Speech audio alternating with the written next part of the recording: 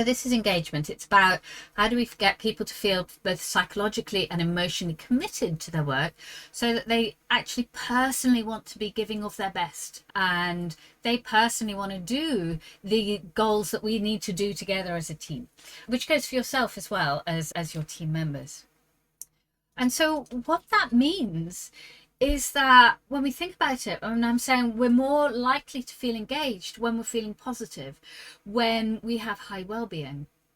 And a lot of organizations traditionally have taken the approach that there is no space for emotion at work. We don't want emotion at work. We want everything to be logical. Certainly my training as a scientist, it was all about you got to take the person out of everything. All your papers had to be written in third person. The work got done. There was no mention about I doing the work.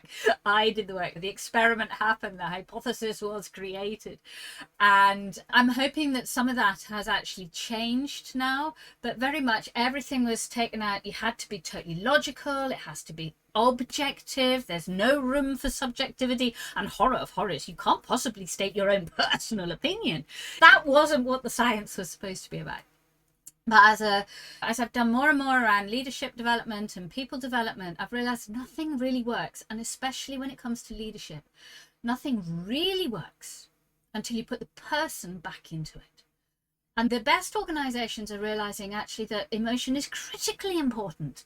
We need to have people feeling positive, because if you're not feeling positive, you're 100% guaranteed they're not going to be engaged.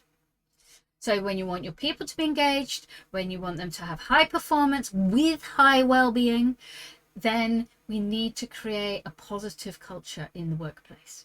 And there are lots and lots of things that we can't control, especially when we're not the very top managers. We feel very often as managers stuck in the middle. We've got people above us saying, do this, do that, do the other, and people below going, oh, it's impossible. There's too much to do and not enough time. We don't have the right resources and the right support. And we're squashed in the middle there. And that can be particularly draining, which, as you commented, who's there to support us and our motivation? So what we need to be thinking about is, yes, there's lots that we can't do. There's lots beyond our control. What we need to try and do is align what we're doing as a team with the core strategy of the organization and what's requested from above. And we need to really think about, how do I find something that's personally valuable and important to me and align that with what we need to do in work, so that the work we need to do is something that I can tap into personally wanting to do as well.